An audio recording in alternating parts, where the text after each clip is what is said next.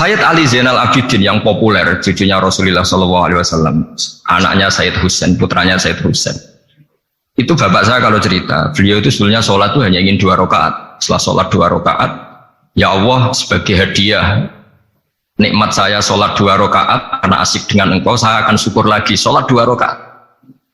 Akhirnya ketika nikmati sholat, dia sholat lagi 2 rakaat sampai akhirnya 1000 rakaat. Itu tanpa rasa capek, karena merasa keasikan.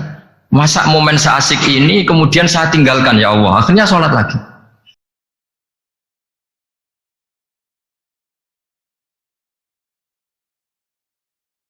Nah, kemudian kenapa ada peristiwa Isra Mi'raj? Saya termasuk orang yang sering menulis tentang fikih sholat, tapi nulis saya untuk diri saya sendiri, tak pakai ngaji. Tidak saya bukukan, memang saya sengaja karena ribet biasanya penerbit itu. Terus bicara royalti apa, kita kan mulai kecil dilatih ikhlas, jadi kalau komersial itu jadi bingung. Karena tidak biasa komersial, jadi kalau diajak komersial itu malah jadi bingung. Nabi ketika Mi'raj, ini yang jarang dikaji. Sebetulnya kalimat-kalimat dalam sholat, pertama Rasulullah Muhammad SAW ketemu Allah, itu Nabi maju. Maju ini Jibril sebenarnya mau ikut, karena Nabi bilang, ya Jibril jangan tinggalkan saya sendiri. Terus kata malaikat Jibril, sudah makam saya sampai sini, kelas saya sampai sini aja. Tidak, kamu harus nemani saya. Ketika memaksa nemanin, beliau tidak kuat. Di beberapa rawat jelaskan sampai beliau pingsan, sampai beliau tidak sadar. Akhirnya terus ada ayat, wa ma minna illa lahu maqamun ma'lum. Kita punya kelas tertentu yang enggak levelnya sampai sadar. Akhirnya Nabi masuk wilayah itu, area itu, dan Nabi ngendikan at-tahiyatul mubarakatus sholawatut thayyibatulillah. Kira-kira maknanya semua kehormatan, semua kebaikan, semua yang bersembah suci itu milik Allah Ta'ala. Lalu Allah menjawab, assalamu alayka ayyuhan nabiyyu wa rahmatullahi wa barakatuh, bahwa kamu Muhammad mendapat salam dari saya, mendapat semua kehormatan, semua keselamatan. Kemudian Nabi itu karena sebagai hamba yang tidak egois, tidak ingin kalau nikmat dirasakan sendiri, tidak ingin kalau sedang senang beliau sendiri yang merasakan, beliau ngendikan assalamu alayna wa ala ibadillahi sholihin. Ya Allah, tolong bahwa status selamat itu tidak hanya milik saya, tapi milik siapa saja yang soleh. Soleh itu ya sesuai kelas masing-masing.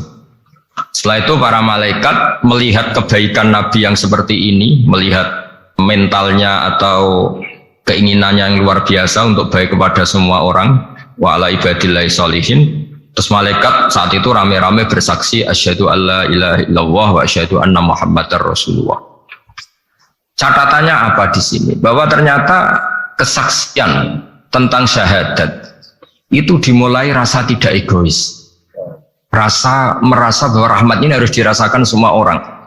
Wa ma arsalnaka illa rahmatan lil alamin. Jadi rahmat ini harus dirasakan banyak orang.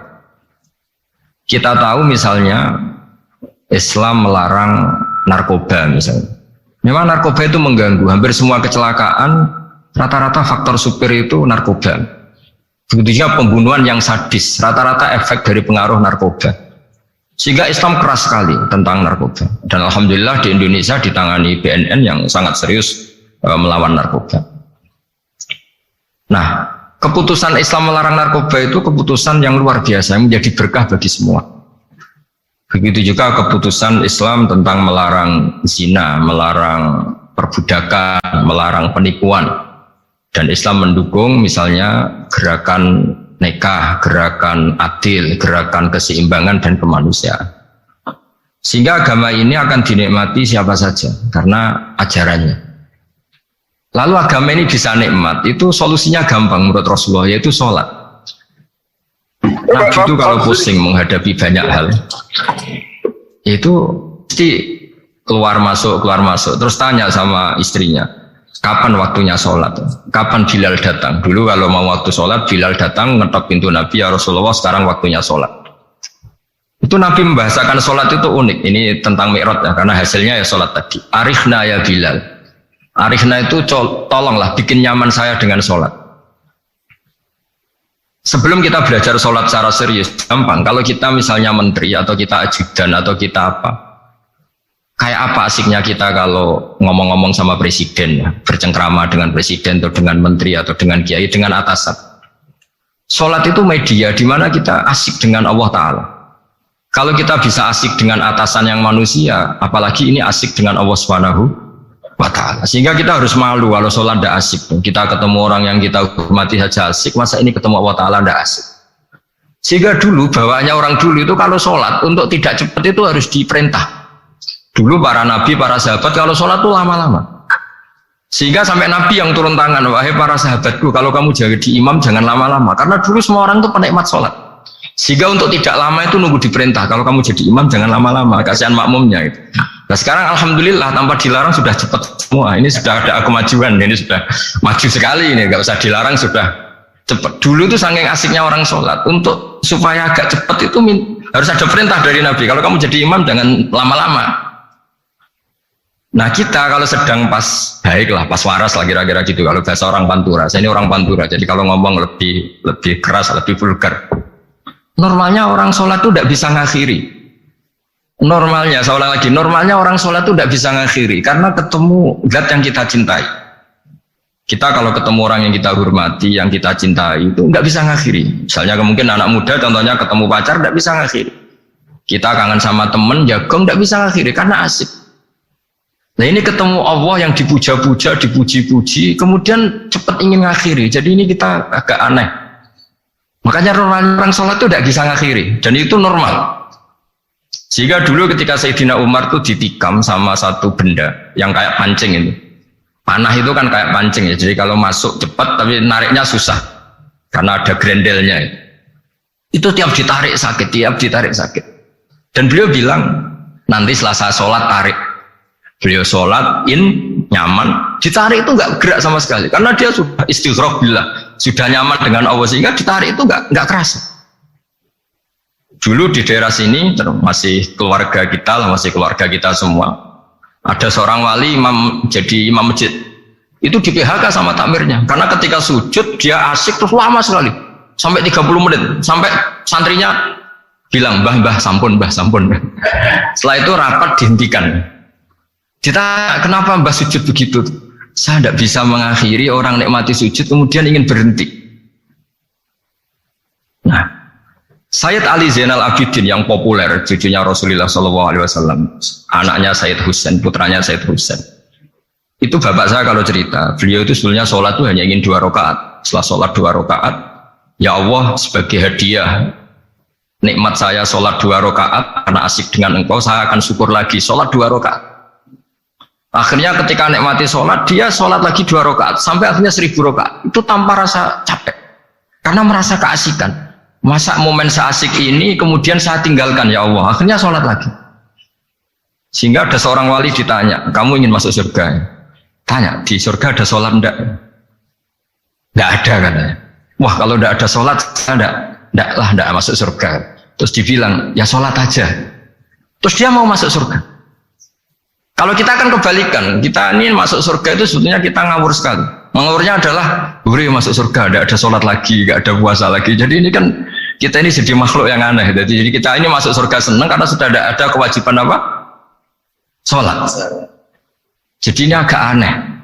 Sesuatu yang menjadikan kita masuk surga, tapi sesuatu yang kita benci setelah masuk surga. Asiklah di surga karena tidak ada sholat.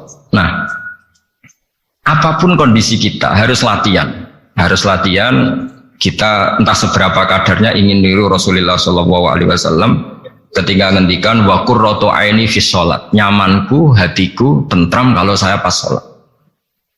Sehingga tadi sudah saya katakan tadi, dulu itu untuk menghentikan sholat itu susah, sampai Rasulullah sendiri yang merintahkan, hei para imam kalau sholat jangan lama-lama.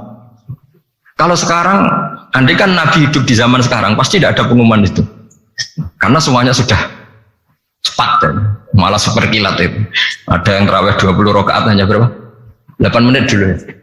Itu kan 7 menit itu. Nah kalau sampean tanya saya, kenapa sholat begitu asik? Yaitu tadi kita diajari analogi. Analogi itu ya kias. Jika kita bisa asik ngomong sama orang yang kita cintai, bisa orang tua, bisa anak, bisa cucu, itu rasanya mengakhiri itu nggak bisa. Karena bawaannya asik gitu. Apalagi ini kita munajat, bercengkrama dengan zat yang kita butuhkan sebelum kita ada, sampai setelah kita ada, sampai setelah kita tidak ada. Kita semua akan hasbunallah wa ni'mal wakil. Sehingga dulu bawaannya orang dulu itu, saya cerita sedikit, ada orang mau meninggal, namanya Umar bin Abdul Aziz, itu Khamisul Khulafa, orang yang terkenal adil. Ketika mau meninggal, senangnya bukan main. Ditanya, kenapa engkau senang? Memangnya kalau saya mati mau kemana? Ketika saya hidup dengan segala nikmat itu ya karena Allah Ta'ala. Saya nanti mati ke zat yang sama, dikelola oleh zat yang sama, yaitu Ar-Rahman Rahim. Dulu saya disayangi Allah, paling selamati juga disayangi Allah, karena yang jadi Tuhan selamati Tuhan yang sama ketika di dunia, yaitu Rahman Rahim. Cerita legenda yang lebih dasar dari itu masyhur itu Jalaluddin Ar-Rumi. Ketika dia mau meninggal, semua muridnya nangis, beliau marah. Kenapa kamu menangis? Ya karena guru mau meninggal. Kamu itu ngawur sekali. Saya ini sudah lama menunggu hari seperti ini, bisa ketemu zat yang saya cintai, malah kamu menangis. Ayo kamu nari sebagai pesta kematian saya. Tapi ini nggak bisa ditiru ya, karena kalau kita niru, nggak usah dilarang juga nggak bisa niru kayak gitu. Cuma saya maklumatkan jangan ditiru. Meskipun nggak usah dilarang juga nggak akan bisa niru. Sehingga orang-orang dulu itu bawaan kalau mau kabundut itu ya asik.